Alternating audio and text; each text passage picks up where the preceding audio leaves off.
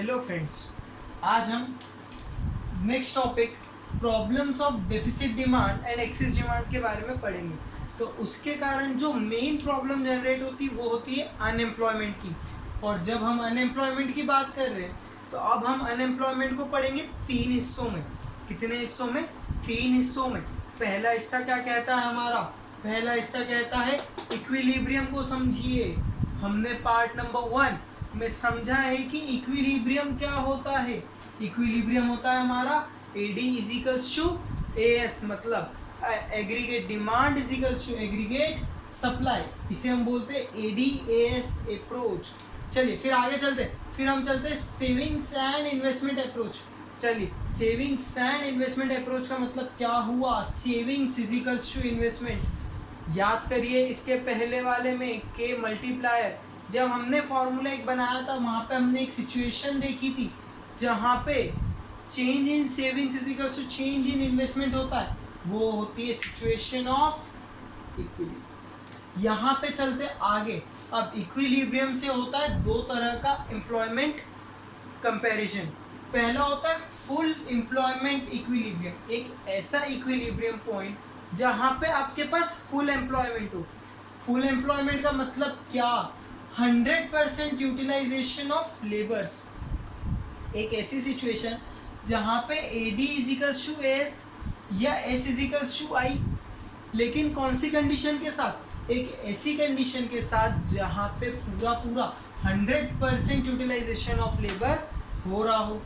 आगे चलते हैं under employment equilibrium. Under employment equilibrium का मतलब क्या हुआ? हो सकता है कि हमने इक्विलिब्रियम की सिचुएशन को तो सेटिस्फाई कर लिया, AD इजिकल्स टू AS हो चुका हो, लेकिन अभी भी यहाँ पे लेबर पूरी तरह से यूटिलाइज नहीं हो पाए।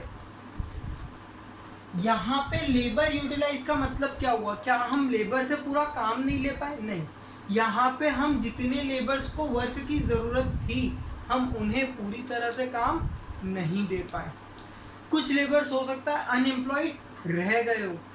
चलिए फिर अब अनएम्प्लॉयमेंट की बात हुई है तो बात करते हैं कितने तरह का अनएम्प्लॉयमेंट होता है। दो तरह का अनएम्प्लॉयमेंट होता है, वॉलेंटरी और इनवॉलेंटरी अनएम्प्लॉयमेंट। जब भी हम बात करेंगे वॉलेंटरी अनएम्प्लॉयमेंट की तो ये कौन से लोग होते हैं? ये होते हैं रईस लोग। कौन से लोग होते हैं ये? रईस लोग। इन्हें काम करने से कोई फर्क पड़ता ही नहीं। ये क्या चाहते हैं कि ये काम करना चाहते हैं, लेकिन ये क्या सोचते हैं कि इन्हें काम इनके मनपसंद वेज रेट्स पे मिले। और क्या सोचते हैं कि जिस कंडीशन में हम काम करना चाहते हैं, एक पर्टिकुलर जॉब जो चाहते हैं वही मिले। अब जैसे कि एक व्यक्ति है वो ये सोच ले कि भैया मैं जॉब करूँगा तो सिर्फ प्राइम मिनिस्टर की करूँगा। अगर उसमें गट्स होंगे तो वहाँ तक चला जाएगा, नहीं होंगे तो बैठा रह जाएगा। नहीं, अपने लिए तो जॉब वही बनी है, उसने ये बात मान ली। अच्छा, एक व्यक्ति ने सोच लिया कि नहीं भैया मेरे को 25,000 जब तक नहीं मिलेंगे जब तक मैं भले से नहीं कमाऊंगा, लेकिन 25,000 से कम की नौकरी नहीं करूंगा। इसका मतलब क्या हुआ कि वो एट पर्टिकुलर वेज रेट्स पे काम करने को राज़ी नहीं है। एट एनी टाइम वो कभी भी काम करने को राज़ी नहीं। कई लोग हमने देखा होगा बैठे रहते दिन भर, कोई काम नहीं। ये वो लोग होते हैं, ये अनएम्प्लॉयमेंट नहीं बढ़ा रहे, ये वॉलेंटरी अनएम्प्लॉयमेंट है। इनको काम मिल भी रहा होगा तो ये करना नहीं चाहते। उसी तरह होता है इनवॉलेंटरी अनएम्प्लॉयमेंट। आदमी काम करना चाह रहा है लेकिन अब उसके पास काम करने को है ही नहीं, उसे कहीं काम मिल ही नहीं रहा है। अब काम नहीं मिल रहा तो बेचारा क्या करेगा? वो अनएम्प्लॉयड बैठेगा, घर पे बैठेगा। लेकिन अनएम्प्लॉयमेंट के लिए सिचुएशन क्या? वो वर्क करना चाहता है, willing to work at available wage rate, लेकिन उसके पास काम नहीं है, अनएबल टू गेट वर्क।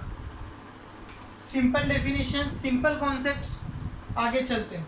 फिर आता है फुल एम्प्लॉयमेंट। फुल एम्प्लॉयमेंट का मतलब क्या? फुल एम्प्लॉयमेंट का मतलब हुआ एक ऐसी सिचुएशन जहाँ पे supply of labour is equals to demand of labour. जितनी सप्लाई है लेबर की, हो सकता है लेबर हमारे पास 100 आ रहे तो हमारे पास डिमांड भी 100 लेबर्स की ही हो। अब देखिए इंडिया में ऐसी सिचुएशन नहीं हो सकती, कारण क्योंकि हमारी पॉपुलेशन बहुत ज़्यादा है और हमारे पास करने के लिए काम बहुत कम है।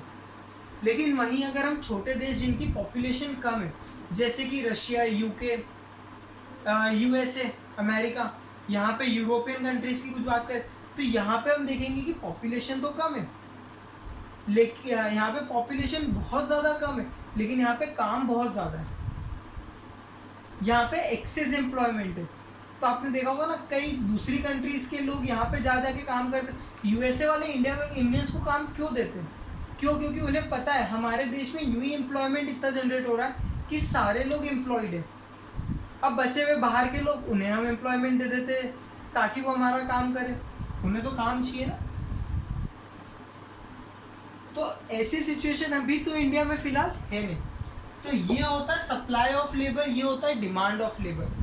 लेकिन कब? ये देखिए, जब फुल एम्प्लॉयमेंट है तो हम यहाँ पे वॉलेंटरी अनएम्प्लॉयमेंट को इंक्लूड नहीं कर रहे, but not include voluntary unemployment. Voluntary unemployment को हम इंक्लूड नहीं करेंगे।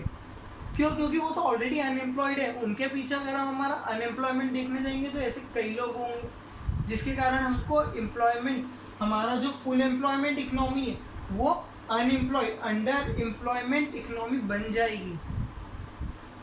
ठीक है, आगे चलते। Natural unemployment. नेचुरल अनएम्प्लॉयमेंट ये हाईली पॉपुलेटेड कंट्रीज़ में सबसे ज़्यादा देखने को मिलता है। जैसे बांग्लादेश, छोटा सा देश है लेकिन पॉपुलेशन बहुत ज़्यादा है। इंडिया, पॉपुलेशन बहुत ज़्यादा है। चाइना, पॉपुलेशन बहुत ज़्यादा है। यहाँ पे क्या होता है, जितने लोग हर बार जनरेट होते उतनी जॉब्स हर बार क्रिएट नहीं हो पाती। जितने लोग जॉब्स के लिए एप्लीकेबल होते जाते लेकिन उन सबके लिए वर्क अवेलेबल नहीं होता। तो जैसे जैसे गवर्नमेंट भी एम्प्लॉयमेंट जनरेट करती है, लेकिन क्या होता है कि वो हर बार हर किसी को एम्प्लॉयमेंट नहीं दे सकती।